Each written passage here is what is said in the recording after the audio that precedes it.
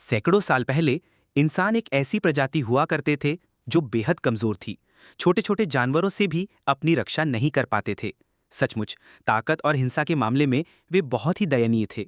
उनके पास कोई हथियार नहीं थे, कोई लड़ने की कला नहीं थी और कुल मिलाकर प्राकृतिक आपदाओं से बचने का कोई तरीका नहीं था। लेकिन फिर एक दिन इंसानों ने एक ऐसी नस्ल की खोज की जिनमें अलौकिक ताकत थी।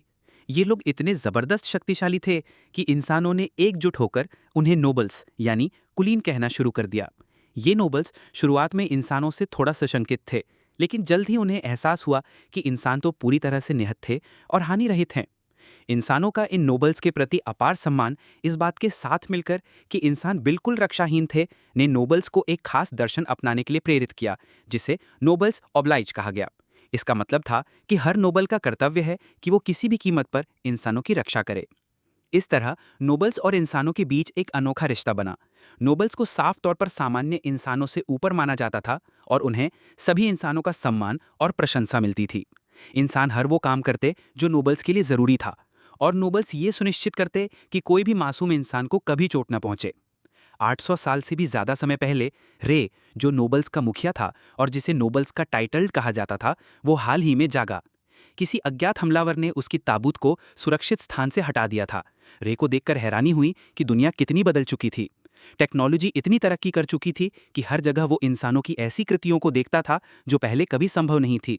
वो इधर उधर भटकता रहा और आखिरकार अपने नौकर फ्रैंक को ढूंढ निकाला। फ्रैंक रे को देखकर हैरान रह गया और तुरंत उसे अपने घर के अंदर ले गया ताकि उसे दुनिया में हाल फिलहाल क्या चल रहा है ये बता सके। रे को यह सब सुनकर बड़ा मजा आया कि इंसानों की दुनिया इतनी बदल चुकी है। वो इसे खुद अनुभव करना चाहता था। फ्रैंक, जो एक हाई स्कूल का डायरेक्टर था, उसने रे को अपनी एक क्लास में दाखिल करवा दिया ताकि वो आधुनिक इंसानों के साथ वक्त बिता सके और उन 820 सालों में हुए विकास को समझ सके जो उसने नहीं देखा था। रे ने जल्द ही एक लंबे लाल बालों वाले लड़के शिन से दोस्ती कर ली, जो एक शानदार मार्शल आर्टिस्ट और बेहतरीन एथलीट था। रे को इस बात से हैरानी हुई कि ये इंसान उसे कितने सहज ढंग से संबोधित कर रहे हैं, उसे, एक नोबल को। उसे एहसास हुआ कि इंसानों ने शायद नोबल्स को पहचानने की अपनी स्वाभाविक प्रवृत्ति खो दी है, जिससे लगता था कि अब वो नोबल्स पर ज्यादा निर्भर नहीं है। एक रात जब रे फ्रैंक के साथ अपनी इवनिंग टी ले रहा था, एक अजनबी उनके पास आया और खुद को M21 के नाम से पेश किया। उसने बताया कि वो एक मॉडिफाइड ह्यूमन है जिसे एक दुष्ट वैज्ञानिक संगठन यूनियन ने बनाया था। उसके मुताबिक उन्हें टेस्ट ट्यूब्स में बनाया गया था, कभी कोई नाम नहीं दिया गया, सिर्फ सीरियल नंबर्स से पुकारा जाता था। उन पर अनगिनत दवाओं और प्रयोगों का परीक्षण किया गया। हालात इतने भयानक थे कि उसके सारे दोस्त उन प्रयोगों के दौरान मर गए, सिवाय उसके और उसके एक दोस्त के, जो दोनों किसी तरह बच गए और उन्हें अलौकिक ताकत और क्षमताएं मिल गई। कई गुप्त संगठनों ने फिर उन्हें दुनिया की ताकत पर कब्जा करने के लिए हथियारों की तरह इस्तेमाल करने की कोशिश की। आखिरकार M21 अपने दोस्त के साथ यूनियन से भाग निकला। दोनों ने कुछ समय के लिए अलग अलग रास्ते चुने ताकि अपनी जिंदगी का मकसद ढूंढ सकें। डायरेक्टर फ्रैंक ने M21 की क्षमताओं और स्कूल के छात्रों की जान बचाने की कहानी सुनकर उसे अपने यहाँ रहने के लिए बुलाया। उसने कहा कि यूनियन उसके पीछे अपने लोग भेजता रहेगा ताकि उसे मार सके। फ्रैंक ने उसे अपने यहाँ रहने और काम करने का ऑफर दिया। M21 ने कुछ सोचा और पूछा कि बदले में फ्रैंक क्या चाहता है। फ्रैंक हंसा और बोला, बस तुम्हें अभी के लिए स्कूल की सिक्योरिटी का काम करना है। M21 मान गया। अगले दिन रे स्कूल गया और तुरंत ही लड़कियों की भीड़ ने उसे घेर लिया। उसका शाही अंदाज और सुंदरता देखकर वो सब दीवानी हो गई। वो क्लासरूम में गया और देखा कि शिन का हाथ फ्रैक्चर हो गया है और उसने कास्ट पहन रखी है जिस पर उसके दोस्तों ने डूडल बनाए हैं। रे ने सोचा कि वो भी इस अजीब रिवाज को आजमाना चाहता है। उसने अपनी मार्कर निकाली और शिन के कास्ट पे डूडल बनाना शुरू कर दिया। फिर वो क्लास में बैठा और बाकी बच्चों के साथ पढ़ाई करने लगा। लंच के वक्त वो सबके साथ गया और जिद की कि उसे हर दिन रामेन चाहिए, क्योंकि इस आधुनिक स्वादिष्ट डिश को चखने के बाद वो अपने ज़माने का खाना भूल चुका था। क्लास खत्म होने के बाद शिन और उसका एक लूजर दोस्त, जिसका नाम मुझे नहीं पता, मोबाइल गेम्स खेलने की बात करने लगे और रे से पूछा कि क्या वो उनके साथ ज्वाइन करना चाहेगा। लेकिन रे को तो ये भी नहीं पता था कि मोबाइल फ़ोन होता क्या है। वो हैरान सा देखने लगा। उस लूजर दोस्त ने उसे समझाया कि सेल फोन आज के समय का बहुत ज़रूरी टूल है। इसके साथ तुम कभी खो नहीं सकते, कभी बोर नहीं हो सकते और किसी से भी कभी भी बात कर सकते हो। रे को यकीन नहीं हुआ कि ऐसा कुछ हो सकता है। उसने उस शाम फ्रैंक से इस बारे में बात की, जो स्कूल की छत पर M21 के साथ चिल कर रहा था। रे ने फ्रैंक को शिन की बताई टेक्नोलॉजी के बारे में बताया। फ्रैंक मुस्कुराया और बोला, रे, तुम जब सोए थे तब से दुनिया बहुत बदल चुकी है। ऐसी टेक्नोलॉजी अब आम है। अगले ही दिन फ्रैंक ने रे के लिए एक लेटेस्ट हाई स्पेक स्मार्टफोन ले आया। वो उसे क्लास में ले गया और शिन और उसका दोस्त ये देखकर दंग रह गए कि रे के पास ऐसा फोन है। कहानी शुरू होती है जब सभी रे के लिए खुश हैं, लेकिन जल्द ही उन्हें एहसास होता है कि रे को मोबाइल फोन ऑपरेट करने का कोई अंदाजा नहीं है। शिन ने उससे उसका नंबर और ईमेल मांगा, लेकिन रे बस उसे खाली नजरों से देखता रहा क्योंकि उसे कुछ समझ ही नहीं आया। लूजर दोस्त ने रे के हाथ से फोन छीन लिया और उसे सिखाने लगा कि इसे कैसे इस्तेमाल करते हैं। उसने ये भी बताया कि ईमेल कैसे भेजा जाता है, जिसे रे ने फटाफट सीख लिया और उसी वक्त फ्रैंक को ईमेल भेजना शुरू कर दिया। उस दिन लंच के दौरान तीनों दोस्तों ने स्कूल के प्लेग्राउंड से कुछ शोर सुना और जांच करने का फैसला किया। वहां उन्होंने देखा कि कुछ गुंडे अपनी कारों में सवार होकर स्कूल की प्रॉपर्टी में घुस आए हैं और लड़कियों को तंग कर रहे हैं, जबकि लड़कों को पीट रहे हैं। रे को ये सब बहुत दिलचस्प लगा क्योंकि उसने अपने समय में इंसानों को आपस में इस तरह झगड़ते कभी नहीं देखा था। एक गुंडे ने जेनिटर को पकड़ लिया और उसे मुक्का मारने वाला था। शिन दौड़कर बीच में आया और अपने घायल हाथ से उस मुक्के को रोक लिया। वो गुंडा शिन को घूरता है और इल्जाम लगाता है कि वो उसकी गर्लफ्रेंड चुराने की कोशिश कर रहा है। लूजर ने शिन से पूछा कि उसने ऐसा क्यों किया, लेकिन शिन ने जवाब दिया कि वो लड़की फुटपाथ से गिरने वाली थी तो उसने बस उसे पकड़ा ताकि वो नीचे ना गिरे। लेकिन उस गुंडे को कोई सफाई सुनने की फुर्सत नहीं थी और उसके गुर्गों ने स्कूल के बच्चों को गालियां देना शुरू कर दिया। शिन ने उसे चेतावनी दी और कहा कि वो यहाँ से चला जाए, लेकिन वो गुंडा शिन पर मुक्के बरसाने लगा। शिन ने ज्यादातर मुक्कों को चकमा दे दिया, लेकिन वो एक कोने में फंस गया जहाँ पीछे हटने की जगह नहीं थी और एक मुक्का सीधे उसके चेहरे पर लगा। रे ये सारा हंगामा देख रहा था और एमिकस को घूर रहा था, जो वाकई में इस सबको रोकना चाहता था, लेकिन उसे अपनी सुपरह्यूमन ताकत जाहिर करने का डर था क्योंकि वो लो प्रोफाइल रखने की कोशिश कर रहा था। गुंडा शिन को बुरी तरह पीटने लगा और उसके सिर पर पैर से प्रहार करने की कोशिश की, लेकिन शिन लुढ़क गया। गुंडे ने फिर मुक्का मारा, लेकिन शिन ने उसके सारे मुक्कों को चकमा दे दिया और फिर तेजी से एक मुक्का सीधे उसके चेहरे पर जड़ दिया। गुंडा और गुस्से में आ गया और भारी भारी मुक्के मारने लगा, जबकि शिन अपनी घायल हाथ से उन्हें रोकने की कोशिश करता रहा। उसका प्लास्टर टूटने लगा और गुंडे ने उसके पेट में मुक्का मारा, जिससे वो लूजर के ऊपर गिर पड़ा और दोनों जमीन पर जा गिरे। गुंडा शिन की तरफ बढ़ा, लेकिन जेनिटर ने उसे रोक लिया और कहा कि वो बच्चों को नुकसान नहीं पहुंचाने देगा। लेकिन गुंडे को कोई परवाह नहीं थी, उसने जेनिटर को गले से पकड़ लिया। तभी इससे पहले कि वो कुछ कर पाता, एमिकस ने शांति से उसकी तरफ कदम बढ़ाए और कहा कि जेनिटर को छोड़ दे। गुंडे ने उसे देखा और कहा कि अगर उसे पिटना नहीं है तो यहाँ से दफा हो जाए। एमिकस ने फिर से कहा कि जेनिटर को छोड़ दे। गुंडे ने जेनिटर को छोड़ दिया और एमिकस पर मुक्का मारने की कोशिश की, लेकिन एमिकस बहुत तेज था, उसने आसानी से मुक्का चकमा दिया और गुंडे की चेन पकड़कर उसका सिर जमीन पर दे मारा। गुंडे ने उसका हाथ पकड़ने की कोशिश की, लेकिन उसे एहसास हुआ कि एमिकस उससे कहीं ज्यादा ताकतवर है। फिर एमिकस ने उसे कार पर दे मारा और धमकी दी कि वो उसे जान से मार देगा, जिससे गुंडा इतना डर गया कि अपने गैंग के साथ तुरंत भाग खड़ा हुआ। सभी ने एमिकस के लिए तालियां बजाईं, जो इस तारीफ से हैरान था क्योंकि उसे ऐसी सराहना की आदत नहीं थी। रे, जो ये सब देख रहा था, चुपचाप अंदर चला गया ताकि अपनी रैमन खत्म कर सके। उसे धीरे धीरे एहसास होने लगा कि पुराने जमाने की तुलना में इंसान कितने खतरनाक हो गए हैं। अगले दिन सब कुछ हमेशा की तरह शुरू हुआ और शिन हमेशा की तरह क्लास के लिए लेट था। टीचर आखिरकार 2 नए स्टूडेंट्स के साथ क्लास में आए। उमी ने बताया कि ये ट्रांसफर स्टूडेंट्स कोरिया से आए हैं। लड़का छोटा कद का था, स्पाइकी बालों वाला, और उसने अपना नाम रेजिस रखा। लड़की ने अपना नाम सियरा रखा। टीचर ने शिन से कहा कि पूरे स्कूल में उन्हें घुमाने की जिम्मेदारी उसकी है, जिसे शिन ने अनमने ढंग से स्वीकार कर लिया। रे को तुरंत एहसास हो गया कि ये स्टूडेंट्स नोबल्स हैं, सामान्य इंसान नहीं।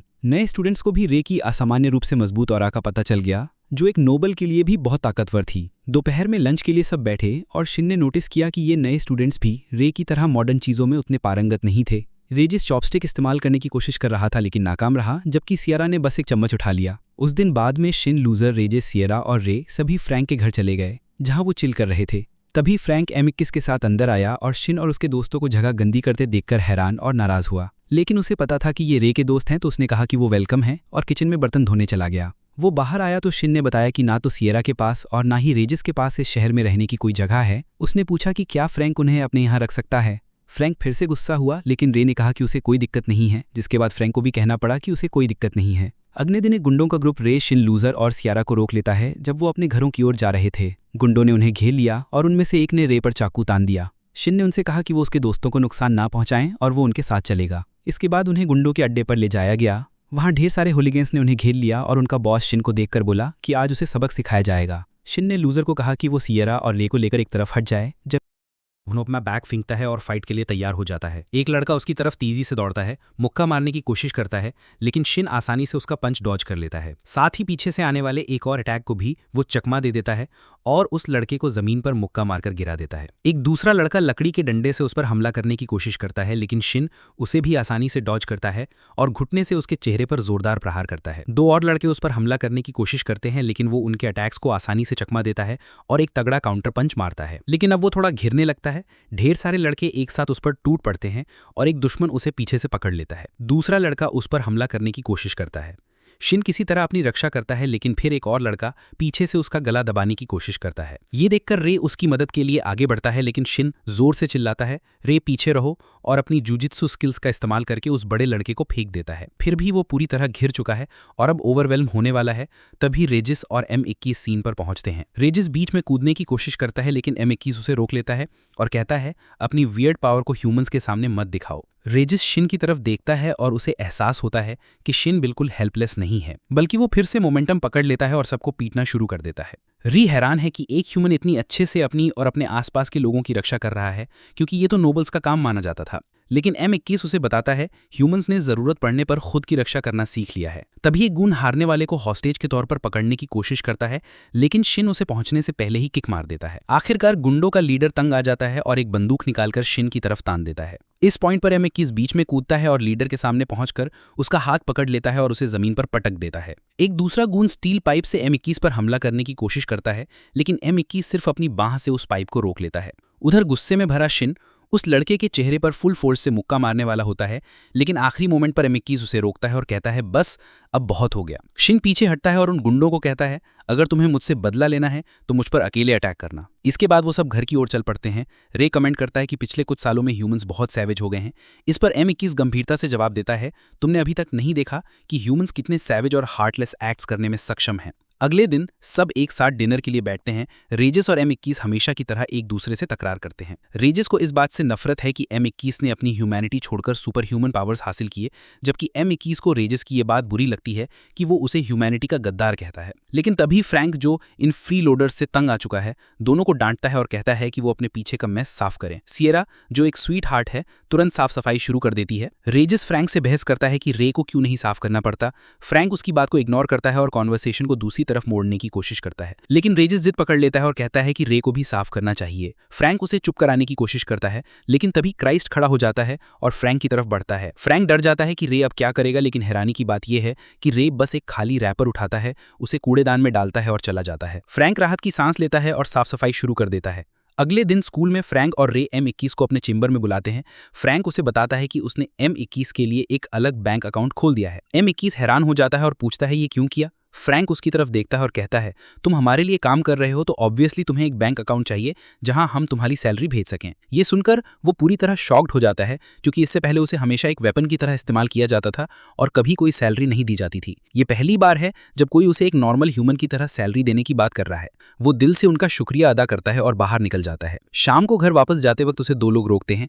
एक क्रेजी दिखने वाला डूड है और दूसरा एक मोटा सा आदमी जो चिकन लेग खा रहा है। जोकर जैसा दिखने वाला डूड M21 से कहता है, हमें तुमसे कुछ बिजनेस है, और वो उसे उसके कोड नेम से बुलाते हैं। ये सुनते ही M21 के दिमाग में खतरे की घंटी बजने लगती है, क्योंकि उसका कोड नेम सिर्फ यूनियन को पता है। वो उनसे उनकी आइडेंटिटी पूछता है और वो खुद को शार्क और हैमर के नाम से इंट्रोड्यूस करते हैं, लेकिन हमारी सुविधा के लिए हम हैमर को फैटी बुलाएंगे क्योंकि वो मोटा है। शार्क बताता है कि वो DA5 के लिए काम करते हैं, जिसे M21 तुरंत यूनियन की स्पेशल ऑपरेशंस टीम के तौर पर पहचान लेता है। वो पूछता है, तुम यहाँ क्यों आए हो। शार्क जवाब देता है कि वो उसे अपने साथ ले जाने आए हैं, और साथ ही वो M21 के इकलौते जिंदा कॉमरेड का अपमान भी करते हैं।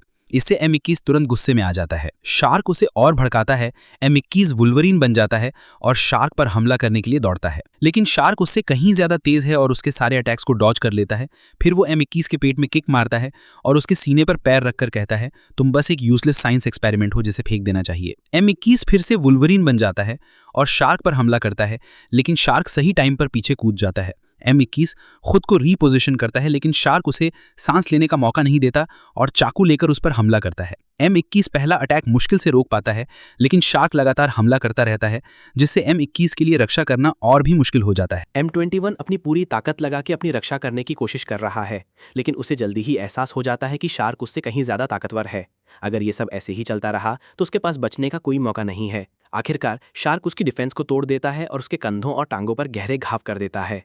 फिर वो एक स्पेशल अटैक करता है जिसमें अनगिनत स्लैश M21 के शरीर पर पड़ते हैं, जिससे वो खून से लथपथ हो जाता है। वो पीछे हटता है और एक घुटने पर बैठ जाता है, अपनी सांस को कंट्रोल करने की कोशिश करता है। तभी पीछे से फैटी चिल्लाता है, शार्क उसे मत मारो। लेकिन शार्क फिर भी आगे बढ़ता है। अचानक वो रुक जाता है जब उसे सियरा और रेजिस दिखाई देते हैं, जो M21 के पीछे खड़े हैं।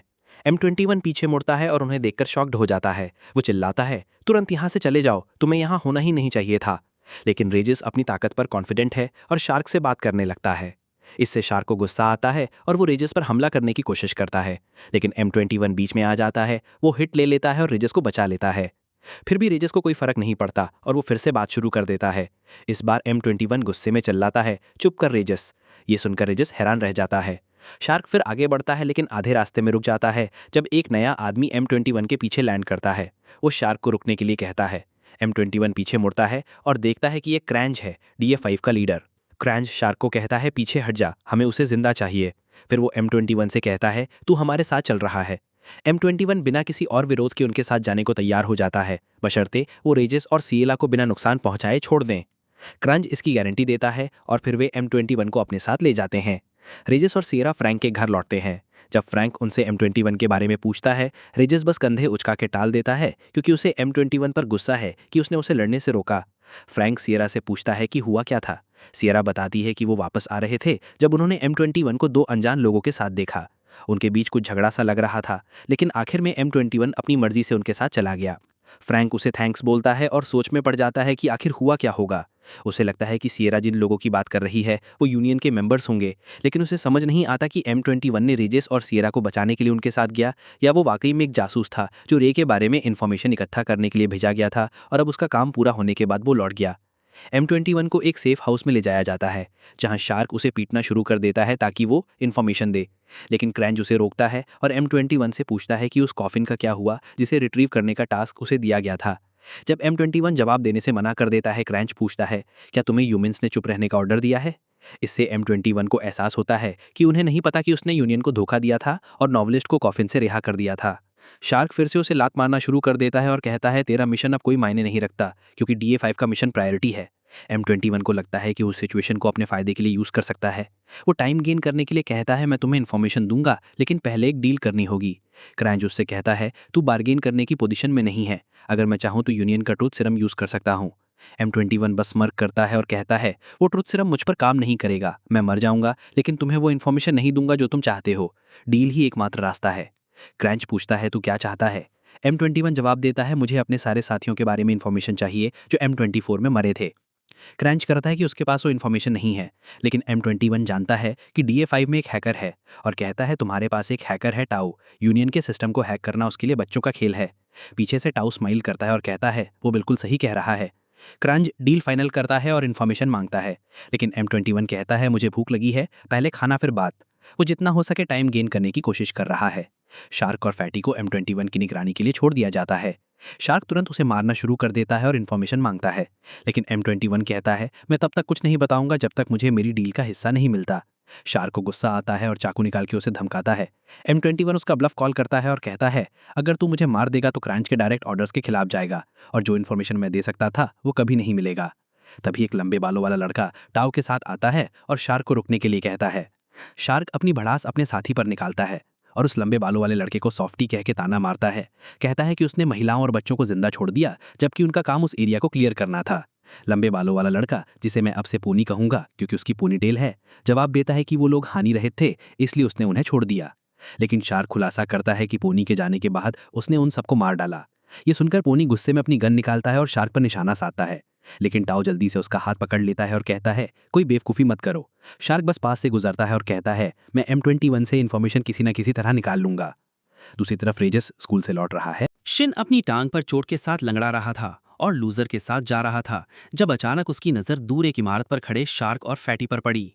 शिन पीछे मुड़ा ताकि रेजिस से बात कर सके, लेकिन रेजिस अचानक पूरी तरह गायब हो गया। और फिर वो मिला शार्क और फैटी के साथ एक सुनसान पार्क में। शार्क ने उसकी हिम्मत की तारीफ की, लेकिन साथ ही कहा कि ये बेहद बेवकूफ़ी है। लेकिन बदले में रेजिस ने शार्क पर जोरदार गालियों की बौछार कर दी। इससे गुस्साए शार्क ने अपना चाकू रेजिस की ओर फेंका। रेजिस ने आसानी से हवा में ही चाकू पकड़ लिया और शार्क से कहा, तू जैसे कमज़ोर इंसान कुछ नहीं कर सकता भाई। शार्क को गुस्सा आ गया।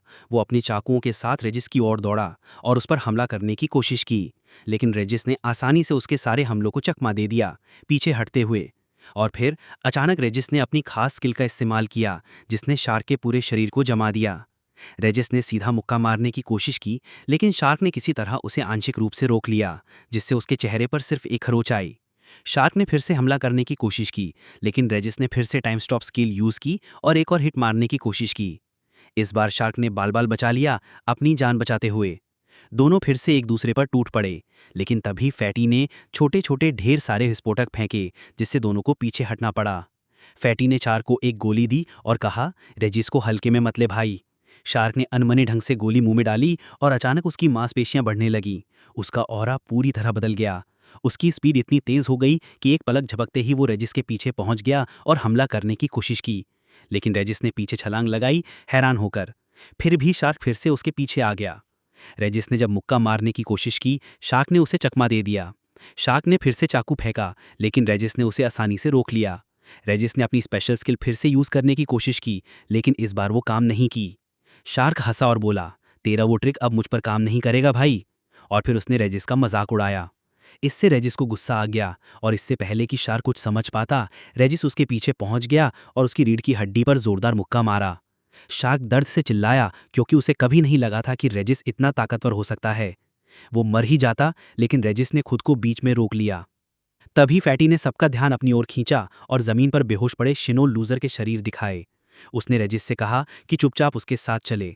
रेजिस ने अनमने ढंग से हामी भरी और उसे पकड़कर एक सेफ हाउस में ले जाया गया। M21 को एक अलग कमरे में ले जाया गया, जहां उसने रेजिस, शिन और लूजर को जमीन पर पड़ा देखा, हैरान होकर।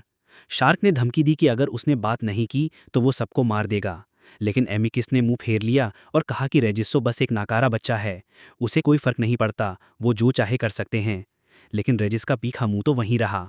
उसने फिर से शार्क को गालियां देना शुरू कर दिया, जिसके जवाब में शार्क ने उसके चेहरे पर एक जोरदार लात मारी। आखिरकार शिन भी होश में आया और अपने चारों ओर इन लोगों को देखकर हैरान हो गया।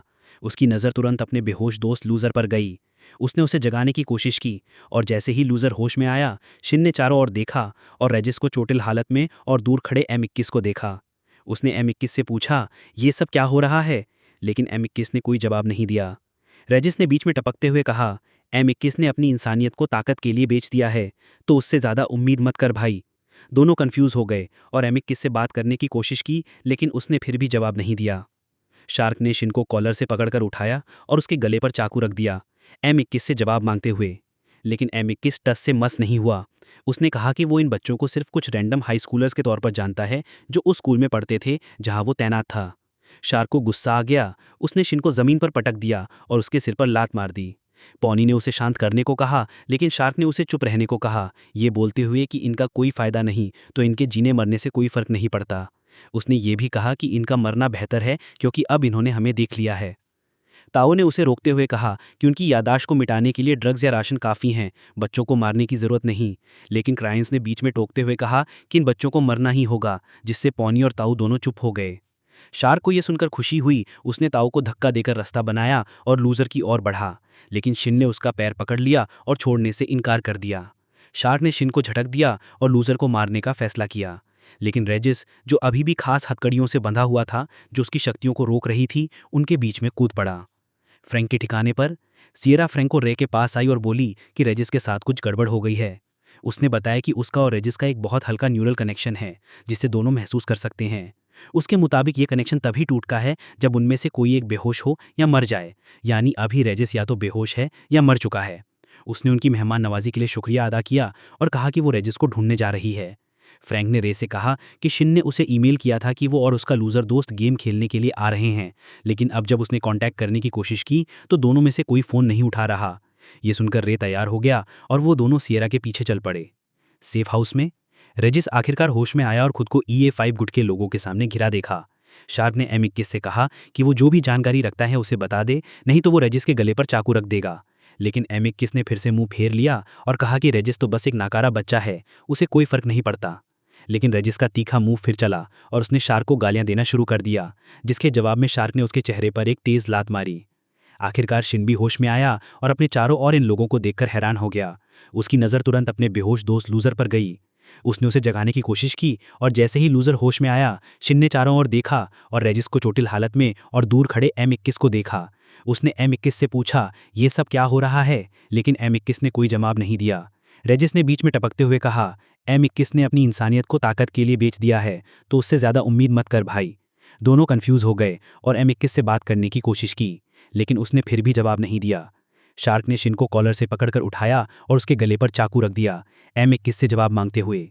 लेकिन M21 टस से मस नहीं हुआ। उसने कहा कि वो इन बच्चों को सिर्फ कुछ रैंडम हाई स्कूलर्स के तौर पर जानता है जो उस स्कूल में पढ़ते थे जहां वो तैनात था। शार्क को गुस्सा आ गया। उसने शिन को जमीन पर पटक दिया और उसके सिर पर लात मार दी। पॉनी ने उसे शांत करने को कहा, लेकिन शार्क ने उसे चुप रहने को कहा, ये बोलते हुए कि इनका कोई फायदा नहीं तो इनके जीने मरने से कोई फर्क नहीं पड़ता। उसने ये भी कहा कि इनका मरना बेहतर है क्योंकि अब इन्होंने हमें देख लिया है। ताऊ ने उसे रोकते हुए कहा कि उनकी यादाश्त को मिटाने के लिए ड्रग्स या राशन काफ़ी हैं, बच्चों को मारने की ज़रूरत नहीं। लेकिन क्राइंस ने बीच में टोकते हुए कहा कि इन बच्चों को मरना ही होगा, जिससे पॉनी और ताऊ दोनों चुप हो गए। शार्क को ये सुनकर खुशी हुई। उसने ताऊ को धक्का देकर रास्ता बनाया और लूज़र की ओर बढ़ा, लेकिन शिन ने उसका पैर पकड़ लिया और छोड़ने से इनकार कर दिया। शार्क ने शिन को झटक दिया और लूज़र को मारने का फैसला किया, लेकिन रेजिस, जो अभी भी खास हथकड़ियों से बंधा हुआ था जो उसकी शक्तियों को रोक रही थी, उनके बीच में कूद पड़ा। नोट: कहानी का अनुवाद बिल्कुल वैसा ही रखा गया है जैसा मूल कहानी में था, बिना किसी दृश्य या संवाद को हटाए या बदले। नाटकीय और जोशीला अंदाज बरकरार रखा गया है जैसा कि इंग्लिश यूट्यूब नरेशन में होता है। सभी संख्याएं हिंदी शब्दों में बदली गई हैं और शुद्ध मात्रा वाली हिंदी का उपयोग किया गया है। शार्क रेजिस को रास्ते से हटने के लिए कहता है, लेकिन हमेशा की तरह उसका गुस्सा 7वें आसमान पर चढ़ जाता है। शिकागो का ये शार्क फिर से भड़क जाता है और रेजिस को गुस्से में एक जोरदार मुक्का उसके चेहरे पर जड़ देता है। वो फिर से रेजिस की तरफ बढ़ता है और उसके बाल पकड़कर उसे उठा लेता है, लेकिन इससे पहले कि वो रेजिस को और नुकसान पहुंचाए, शिन को लगता है कि अब बस बहुत हो गया। वो एक्शन में कूद पड़ता है। शार्क सोचता है कि शिन तो बस एक आम हाई स्कूलर है और उसे एक साधारण मुक्के से उड़ा देगा, लेकिन शिन उसका पंच चकमा दे देता है और बदले में शार्क के चेहरे पर एक तगड़ा मुक्का जड़ देता है। शार्क रेजिस को जमीन पर गिरा देता है और शिन की तरफ मुड़ता है। वो शिन के दोनों हाथ पकड़ लेता है, फिर उसका गला और उसे गला घोंटकर मारने की कोशिश करता है। लूजर तुरंत शार्क की तरफ दौड़ता है और उसका हाथ पकड़कर उसे रोकने की कोशिश करता है। वो शार्क को शिन को छोड़ने के लिए मनाने की कोशिश करता है, यहाँ तक कि उसके हाथ काटने की कोशिश करता है, लेकिन शार्क को कोई फर्क नहीं पड़ता। वो शिन का गला घोंटता रहता है, यहाँ तक कि शिन का शरीर ढीला पड़ जाता है और वो बेहोश हो जाता है। रेजिस कुछ नहीं कर पाता क्योंकि वो हथकड़ियों में जकड़ा हुआ है, लेकिन तभी M21 को लगता है कि अब और नहीं। वो शार्क की तरफ दौड़ता है और फिर से वुल्वरीन बन जाता है। वो शार्क के दाएं हाथ पर ताबड़तोड़ वार करता है, जिससे शार्क को शिन को छोड़ना पड़ता है और शिन की जान बच जाती है। उधर दूसरी तरफ सियरा सेफ हाउस पर पहुंच चुकी है। वो प्रवेश द्वार की तरफ बढ़ती है जहां फैटी उसका रास्ता रोक लेता है। वो एक भद्दी सी मुस्कान के साथ सियरा से पूछता है, यहाँ तुम्हारा क्या काम है बेब? सियरा शांति से कहती है, रास्ते से हट जाओ। लेकिन फैटी को एहसास होता है कि सियरा उन खास ताकतों वाले नोबल्स में से एक है। वो तुरंत ढेर सारे बम सियरा की तरफ फेंकता है और साथ ही पीछे हटता है। वो मुस्कुराता है, ये सोचकर कि उसने सियरा को चोट पहुंचा दी, लेकिन जैसे ही धूल छटती है उसे सियरा की आकृति दिखाई देती है। अचानक फैटी को अपने पेट में तेज दर्द महसूस होता है। उसे पता चलता है कि सियरा ने बिना उसे भनक लगे उसके पेट को चीर दिया है। फैटी समझ जाता है कि ये जगह लड़ने के लिए सही नहीं है। वो और बम फेंकता है और फिर गायब हो जाता है। इधर ड्रैगन और फ्रैंक भी सेफ हाउस की तरफ बढ़ रहे हैं, लेकिन वो मेन एंट्रेंस से नहीं जाते बल्कि रूफ टॉप पर लैंड करते हैं। वहाँ एक पोनी उनका इंतजार कर रहा होता है। वो उनसे पूछता है, यहाँ क्या काम है तुम्हारा? फ्रैंक, जो कि सबसे कूल ड्यूड है, रे से कहता है, तू आगे बढ़, मैं बाद में ज्वाइन करूंगा। फिर वो अपनी मुट्ठियों के चारों तरफ डार्क एनर्जी इकट्ठा करता है और पोनी पर हमला कर देता है। लेकिन पोनी को हल्के में नहीं लेना चाहिए। वो अपने डिफेंस के लिए एक पूरा ब्रीफ केस लिए हुए है। वो फ्रैंक का पंच ब्लॉक कर देता है और फिर उस पर जवाबी हमला करता है। फ्रैंक भी चकमा देता है और दोनों अपनी शुरुआती पोजीशन बदल लेते हैं। फ्रैंक पोनी के हथियार को टारगेट करता है और ढेर सारी डार्क एनर्जी शार्ट्स बनाकर पोनी की तरफ फेंकता है। पोनी अपने ब्रीफ केस को ढाल की तरह इस्तेमाल करता है। फ्रैंक अब सीरियस हो जाता है और पूरी छत को 2 हिस्सों में चीर देता है, लेकिन जैसे ही धूल छटती है, पोनी अपनी स्नाइपर से फ्रैंक पर गोली चलाता है। फ्रैंक आसानी से चकमा दे देता है और फिर से पोनी की तरफ दौड़ता है, लेकिन वो पीछे हट जाता है और पोनी अपनी गन को मिले वेपन की तरह इस्तेमाल करता है। फ्रैंक फिर से डार्क एनर्जी से पंच मारने की कोशिश करता है, लेकिन पोनी अपनी दूसरी छिपी हुई पिस्टल फ्रैंक के सिर पर तान देता है, जैसे कि चेकमेट करने की कोशिश कर रहा हो। फ्रैंक चकमा देता है और पोनी अपनी दोनों पिस्टल निकालकर फ्रैंक पर गोलियां चलाने लगता है, वो भी भागते हुए। फ्रैंक लगातार चकमा देता रहता है। फ्रैंक एक बहुत तगड़ा डार्क एनर्जी स्लैश करता है, लेकिन पोनी उसे भी चकमा दे देता है और जमीन पर लैंड करता है। जिम को एहसास होता है कि अगर ऐसा ही चलता रहा तो फ्रैंक ऊपर हाथ ले लेगा। वो एक गोली निगल लेता है और उसी तरह का मेटामॉर्फोसिस होता है। वो एक ब्लैक ऑरा वाले ब्लैक गाय में ट्रांसफॉर्म हो जाता है। क्या इसे ब्लैक फेस माना जाए? फ्रैंक फिर से हमला करने की कोशिश करता है, लेकिन इससे पहले कि वो 1 इंच भी हिल पाए, पोनी उसके पीछे कूदता है और उसकी गन उसके सिर पर तान देता है।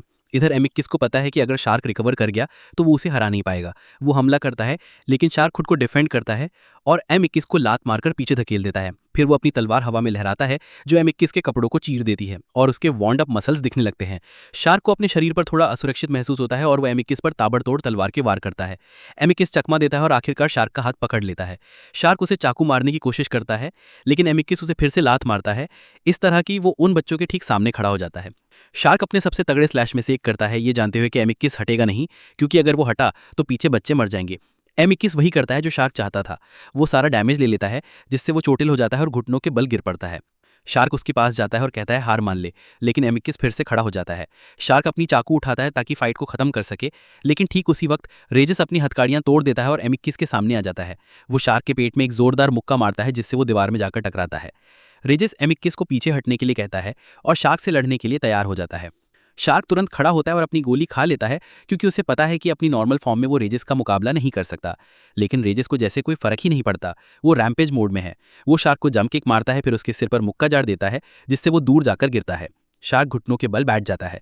रेजिस उसके पास जाता है ताकि फाइट को खत्म कर सके, लेकिन ठीक उसी वक्त क्रैंस बीच में कूद पड़ता है, जिससे रेजिस पीछे हट जाता है। क्रैंस भी तुरंत गोली खा लेता है और शार्क से पूछता है क्या तू खड़ा हो सकता है।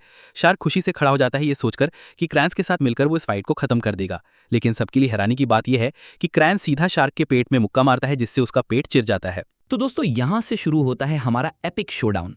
क्रैंस जो पहले से ही सुपर पावरफुल है, वो रेजिस को पूरी तरह से ड्रेन कर देता है, जिससे उसकी पावर और भी बढ़ जाती है।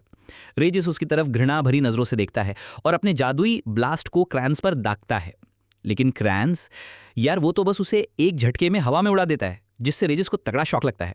वो तुरंत क्रैंस की तरफ दौड़ता है और एक मैजिक पंच मारने की कोशिश करता है, लेकिन क्रैंस डॉज करता है और रेजिस का सिर जमीन पर दे धमाके से पटक देता है। रेजिस जमीन पर पड़ा है, लेकिन क्रैंस को अब और बर्दाश्त नहीं। वो M21 की तरफ बढ़ने लगता है, लेकिन रेजिस अभी हारा नहीं। वो फिर से उठता है और क्रैंस पर एक और जादुई ब्लास्ट चार्ज करता है। वो हाफ रहा है, थक गया है, लेकिन जैसे ही धूल साफ होती है, वो हॉरर में दिखता है कि क्रैंस बिल्कुल ठीक है। क्रैंस तुरंत रेजिस की तरफ दौड़ता है और उसे इतना पावरफुल अपर कट मारता है कि रेजिस छत में जा टकराता है और बेहोश हो जाता है। क्रैंस फिर से M21 की तरफ बढ़ता है, लेकिन रुक जाता है जब उसे एक मिस्टीरियस फिगर दिखता है जो उसकी तरफ आ रहा है। और कौन? ये तो कूल डूड निकलता है। उधर छत पर पॉनी ने फ्रैंक को गन पॉइंट पर लिया हुआ है। फ्रैंक सोच में पड़ा है कि ये अपनी एक्चुअल पावर्स को रिलीज करे या नहीं। उसे याद आता है कि उसकी मास्टर ने उसे अपनी ट्रू पावर्स इस्तेमाल करने से मना किया था, लेकिन वो ये भी जानता है कि अगर उसने अपनी लेटेंट पावर यूज नहीं की तो वो ये डुएल हार सकता है। फिर भी उसके लिए अपने मास्टर का आदेश मानना सबसे जरूरी है। लेकिन पोनी ने एक गलत समय पर गलत शब्द बोल दिए। उसने फ्रैंक से कहा, तेरे को मारने के बाद मैं उस इडियट को भी मार डालूंगा जो अंदर गया है। बस ये सुनते ही फ्रैंक का गुस्सा 7वें आसमान पर। उसका शरीर एक डार्क ऑरा से घिर जाता है, जो पोनी के हाथ में मौजूद बंदूक को भी जला देता है। पोनी कंफ्यूज होकर पीछे हटता है, समझ नहीं पाता कि ये क्या हो रहा है। फ्रैंक उससे कहता है, तूने अपनी जिंदगी की सबसे बड़ी गलती की, मेरे मास्टर रे को बैड माउथ करके। जब तक फ्रैंक अपने गुस्से पर काबू पाता है, तब तक उसकी ट्रू पावर्स बाहर आ चुकी हैं। वो पोनी को ब्लेम करता है और कहता है, इसके लिए तुझे कीमत चुकानी पड़ेगी। अचानक आसमान में डार्क एनर्जी का एक जायंट वर्लपूल बनता है। सब कुछ पर्पल हो जाता है और फिर लाइटनिंग की स्पीड से डार्क एनर्जी का एक स्पीयर पोनी के शरीर को भेद देता है, उसे जमीन पर पिन कर देता है। फ्रैंक अपनी मैजिकल एनर्जी से पोनी की गन को करप्ट करता है, लेकिन पोनी उसे वक्त रहते फेंक देता है ताकि खुद को बचा सके। फ्रैंक और कई स्पीयर्स पोनी की तरफ फेंकता है। पोनी भागता है, डॉज करने की कोशिश करता है, लेकिन एक स्पीयर उसकी टांग को भेद देता है, जिससे वो एक घुटने पर गिर जाता है। फ्रैंक उसके पास जाता है और उसका मजाक उड़ाता है, बड़ी बड़ी बातें करता था लेकिन कितना वीक है तू। ये सुनकर पोनी भड़क जाता है और फ्रैंक पर गोली चलाने की कोशिश करता है, लेकिन तुरंत एक और स्पीयर उसके हाथ को भेद देता है, उसे रोक देता है। अब फ्रैंक को और गुस्सा आता है। वो हवा में ढेर सारे एनर्जी स्पीयर्स बनाता है और उन्हें पोनी पर दागता है। पोनी को आखिरी बार इंस्पिरेशन का बूस्ट मिलता है। वो कुछ स्पीयर्स को डिफ्लेक्ट करता है और पीछे हटता है। फिर वो फ्रैंक पर बंदूक तानता है और गोली चलाता है। लेकिन दोस्तों, फ्रैंक तो हिलता भी नहीं। जैसे ही गोलियां उसके चेहरे के पास पहुंचती हैं, वो रुक जाती हैं और गिर पड़ती हैं। फिर फ्रैंक एक डार्क एनर्जी का ब्लास्ट छोड़ता है, जो पोनी को बुरी तरह चोट पहुंचाता है। पोनी दर्द से चीख उठता है, लेकिन पोनी भी कम टफ नहीं है। वो फिर भी हार नहीं मानता और फ्रैंक के ऊपर कूदता है, उसके चेहरे पर गोली चलाने की कोशिश करता है। फ्रैंक मुड़ता है और देखो, एक गोली उसके चेहरे को ग्रेज करती है, जिससे उसके चेहरे पर खून की एक छोटी सी लकीर बन जाती है। फ्रैंक पोनी को देखता है और पूछता है, तू इतनी हिम्मत से क्यों लड़ रहा है जबकि तुझे पता है कि तू जीत नहीं सकता। लेकिन पोनी उसे इग्नोर करता है और फिर से उसकी तरफ दौड़ता है। फ्रैंक अब मैजिक ब्लेड्स की बौछार करता है, लेकिन पोनी डॉज करता है और फ्रैंक के पीछे पहुंचकर उस पर बंदूक तान देता है। लेकिन फ्रैंक अपनी मैजिकल एनर्जी से पोनी के पूरे शरीर को जकड़ लेता है, उसकी बंदूक को ट्विस्ट करके उसके हाथ से छीन लेता है। फिर वो अपनी ट्रू पावर रिवील करता है। आसमान में डार्क एनर्जी का एक और बड़ा बादल बनता है, जो काउंटलेस स्पीयर्स में बदल जाता है। फ्रैंक उन्हें पोनी पर दागता है और पोनी को जकड़े रखता है ताकि वो एस्केप न कर सके। पोनी उन स्पीयर से छलनी हो जाता है, उसकी सारी पावर्स खत्म हो जाती हैं और वो अपनी नॉर्मल फॉर्म में वापस आकर जमीन पर गिर पड़ता है। तभी सियरा वहां पहुंचती है और देखती है कि फ्रैंक फॉलन पोनी की तरफ जा रहा है, उसे खत्म करने के लिए। सियरा, जो कि बहुत काइंड हार्टेड है, फ्रैंक से पूछती है, क्या तुम सचमुच पोनी को मारने जा रहे हो? फ्रैंक जवाब देता है, हाँ मैं ऐसा ही करने वाला हूँ। लेकिन इससे पहले कि वो पोनी को मार डाले, पोनी सियरा की तरफ देखता है और कहता है, नीचे बच्चों को खतरा है, तो मैं जल्दी जाना चाहिए और उन्हें बचाना चाहिए, और मेरी तरफ से उन बच्चों से माफ़ी मांग देना जो मैंने उन्हें खतरे में डाला। पोनी का ये बच्चों के लिए सडन केयर देखकर फ्रैंक का दिल पिघल जाता है। वो डिसाइड करता है कि वो पोनी को नहीं मारेगा। सियरा वापस अंदर जाती है और अपर फ्लोर पर चलते हुए फिर से फैट से टकराती है। फैट ने एक पिल खा लिया है और अब वो टोटली जैक्ड अप है, अपने हाथों में एक पूरा रॉकेट लॉन्चर लिए खड़ा है। वो सियरा पर एक प्रोजेक्टाइल दागता है, लेकिन सियरा उसे अपने हाथों से डिफ्लेक्ट कर देती है। फिर वो अपनी सोल वेपन साइथ समन करती है। फैट फिर से एक शेल दागता है, लेकिन इस बार सियरा अपने साइथ से उसे 2 हिस्सों में चीर देती है और साथ ही फैट को भी 2 टुकड़ों में काट देती है। मेन फ्लोर पर रे रूम में दाखिल होता है और सीधा क्रैंस की तरफ बढ़ता है। क्रैंस उसे देखता है और पूछता है, तू कौन है? लेकिन रे उसकी बात का जवाब इस सवाल से देता है, किसने तुझे परमिशन दी बोलने की? क्रैंस ये सुनकर स्टंट हो जाता है, लेकिन इससे पहले कि वो कुछ कह पाए और अचानक सीन ही वो और ताओ दोनों एक असाधारण गुरुत्वाकर्षण की शक्ति से जमीन पर दब गए। ये थी राय की कई सारी ताकतों में से एक। क्रैंस हिलने की कोशिश करता है, लेकिन राय फिर से उससे पूछता है, क्या किसी ने तुम्हें हिलने की इजाजत दी? और बिना छुए ही वो क्रैंस का चेहरा जमीन पर दे मारता है। क्रैंस किसी तरह उठ खड़ा होता है और हवा में तलवार चलाता है, जिससे राय के पीछे के खंभे टूट जाते हैं, लेकिन राय खुद बिल्कुल सही सलामत खड़ा रहता है। क्रैंस अपनी दोहरी तलवारें निकालता है और ड्यूएल के लिए तैयार हो जाता है। वो राय की तरफ कूदता है और एक तलवार से हमला करता है। हमला इतना जोरदार होता है कि आसपास का पूरा इलाका ध्वस्त हो जाता है और धूल ही धूल फैल जाती है। शिन और बाकी लोग राय के लिए डर जाते हैं, क्योंकि उन्हें अभी तक नहीं पता कि राय असल में कितना ताकतवर है। लेकिन जैसे ही धूल छटती है, वे देखते हैं कि राय ने क्रैंस के हमले को पूरी तरह रोक लिया, उसका हाथ पकड़कर। फिर राय बस इतना कहता है, बिगॉन, और क्रैंस दीवारों में जा टकराता है। क्रैंस दीवार के एक गड्ढे से निकलता है और उसे एहसास होता है कि शार्क को एब्जॉर्ब करने के बाद भी वो इस लड़के का मुकाबला नहीं कर सकता। वो चिल्लाकर ताओ को बुलाता है कि उसके पास आए और उसकी पिल्स का इस्तेमाल करे ताकि क्रैंस उसे भी एब्जॉर्ब कर सके। सब लोग ताओ को रोकते हैं, लेकिन ताओ जानता है कि उसका भी एक कर्तव्य है जिसे उसे निभाना है। वो क्रैंस की तरफ चलता है, पिल लेने को तैयार, लेकिन क्रैंस इतना अधीर है कि वो ताओ का सिर हवा में पकड़ लेता है और कहता है, जल्दी से पिल खा ब्रो। लूजर को ताओ के लिए बहुत बुरा लगता है, क्योंकि ताओ शुरू से बच्चों की मदद कर रहा था और उनके साथ अच्छा था। वो राय से ताओ को बचाने की गुहार लगाता है, क्योंकि ताओ एक अच्छा इंसान है, लेकिन क्रैंस ताओ को जल्दी ट्रांसफॉर्म करने को कहता है और धमकी देता है कि पहले लूजर को मार देगा। ये बात ताओ को इतना गुस्सा दिलाती है कि वो अपनी जादुई शक्ति से क्रैंस के गले में रस्सियां लपेट देता है, उसे पीछे धकेलता है और अपने ग्रुप की तरफ कूद जाता है, ये कहते हुए कि वो बच्चों को चोट पहुंचाने वाले का कभी साथ नहीं देगा। लेकिन गुस्से में भरा क्रैंस अपनी सुपर स्पीड से ताओ के पास पहुंच जाता है, उसका चेहरा फिर से पकड़ लेता है और एक जोरदार मुक्का मारने वाला होता है जो ताओ को मार डालेगा। लेकिन राय बस स्टॉप बोलता है और इतना काफी होता है कि क्रैंस का खाली शरीर वहीं रुक जाए। राय इतना कूल है कि ये करने के बाद वो लूजर के पास जाता है और पूछता है, तुमने मुझसे ताओ की जान बचाने की गुहार क्यों लगाई? लूजर कंफ्यूज हो जाता है और माफी मांगता है, लेकिन राय कहता है, हम दोस्त हैं, तुम बस मुझसे मदद मांग सकते हो। फिर राय क्रैंस की तरफ मुड़ता है और फाइट खत्म करने का फैसला करता है। वो अपना हाथ उठाता है और अचानक कमरे में मौजूद खून की हर बूंद उसके सिर के चारों ओर घूमने लगती है। ये देखकर रेगिन भी हैरान रह जाता है और कहता है कि ऐसी जादुई शक्ति सिर्फ नोबल्स के पास होती है। क्रैंस खून की बूंदों से बचने की कोशिश करता है, लेकिन उसे लगता है कि अगर ऐसा ही चलता रहा तो वो हार जाएगा। वो राय की तरफ दौड़ता है, लेकिन राय तैयार है। वो अपनी जादुई शक्ति से क्रैंस को पीछे धकेलता है और फिर इलाके के सारे खून को इस्तेमाल करके क्रैंस को पूरी तरह निस्त नाबूद कर देता है, इतना कि उसका वजूद ही मिट जाता है। फाइट खत्म होती है और आखिरकार सब घर लौटते हैं। 21 और पोनी को ठीक किया जाता है, जबकि फ्रैंक अपनी शक्तियां छोड़ने के लिए माफी मांगता है, क्योंकि उसने राय की इजाजत नहीं ली थी। लेकिन राय कहता है कि वो उस पर भरोसा करता है और जानता है कि अगर फ्रैंक ने उसका वादा तोड़ा तो जरूर कोई वजह रही होगी। फ्रैंक सुनकर खुश हो जाता है कि उसका मास्टर उस पर इतना भरोसा करता है और वो मुस्कुराते हुए राय को देखता है। फिर सब नाश्ते की टेबल पर जाते हैं। नाश्ते के बाद 21 सुनता है कि पोनी और ताओ यूनियन छोड़ना चाहते हैं और मरने का नाटक करना चाहते हैं, क्योंकि उनके पास जाने की और कोई जगह नहीं है।